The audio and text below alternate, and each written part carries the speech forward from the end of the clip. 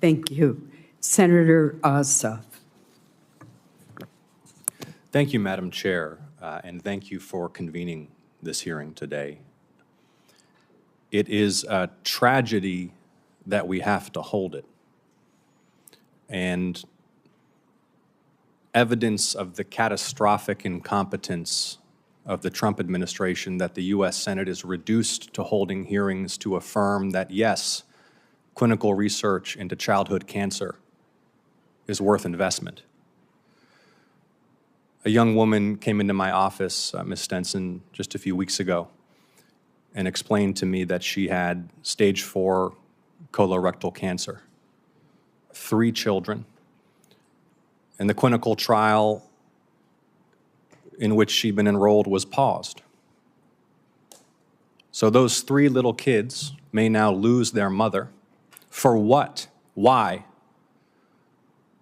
What's the constituency for this? Who out there in the American public is sitting at home demanding that we shut down cancer research and Alzheimer's research?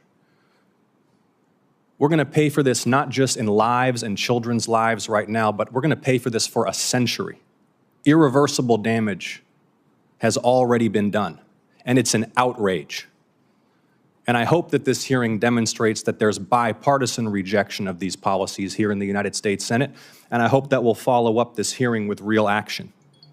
And Ms. Stenson, I've got a 3.5-year-old little girl at home, and thank God that your little girl is alive. For every parent can understand when you hold your precious, innocent, kind child and you fear the most intense fear that something could happen to them, to think that American parents with children who have cancer now don't know whether they can enroll that child in a trial because maybe there's a way to save that life. It's devastating. So thank you for being here and bringing your sweet little girl. Thank you for sharing your testimony with us. I have here a statement for the record from Emory University in Georgia that includes the following statements. Quote, "This research has contributed to significant advancements in treating diseases like cancer, Alzheimer's, infectious diseases, and cardiovascular conditions. Federal support for biomedical research is essential. Cuts or stagnation in research funding jeopardize these efforts and could have far-reaching consequences for both patients and communities. Even a short interruption of research funding could set back scientific progress for decades. We urge Congress to continue prioritizing bipartisan investment in biomedical research." And Madam Chair, I'd like to ask consent to enter that into the record. Without objection. Mrs. Stenson, my understanding is that Charlie's participation in clinical trials saved your daughter's life. Is that right? Yes. And because of what you've experienced and what you've been through in your advocacy, I would imagine that you've come into contact with other families similarly situated whose children are only alive thanks to clinical trials. Yes. I'd like to ask, at the end of the day, sir, forgive me, the multi-decade potential impact of this war on medical research. Talk about the long run, please, sir. I can tell you that in the next few months, we're going to determine, we're sitting at a crossroads. We are at this moment of extreme opportunity, and you've heard it from all of the scientists at this table about what's already been accomplished and what could be accomplished. Or there's another path, and that path is this path of the leaked pass-back budget. That budget, I hope it's wrong, but it says a 44% cut to NIH funding.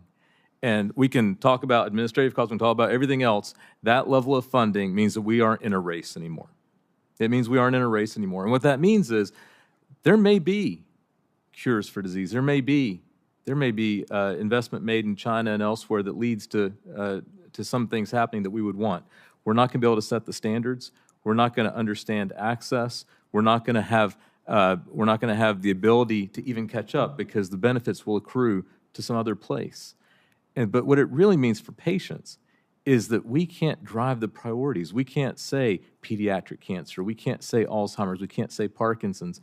We will have lost that race. And these early career scientists that are really in moments of panic right now, they are going to be determinative of whether or not we have a generation of scientists to replace the ones that we have today. This is not just a 5-year problem. It's a 10-year, 20-year, 30-year problem that it becomes not a virtuous cycle, but the opposite. It becomes a cycle on the way to a downward slope that we can't pull out of. In Germany, 100 years ago, if you wanted to do chemistry, you spoke German. And in the US, you spoke German. You had to learn German. 20 years from now, what is going to be the language of science? Is it going to be English?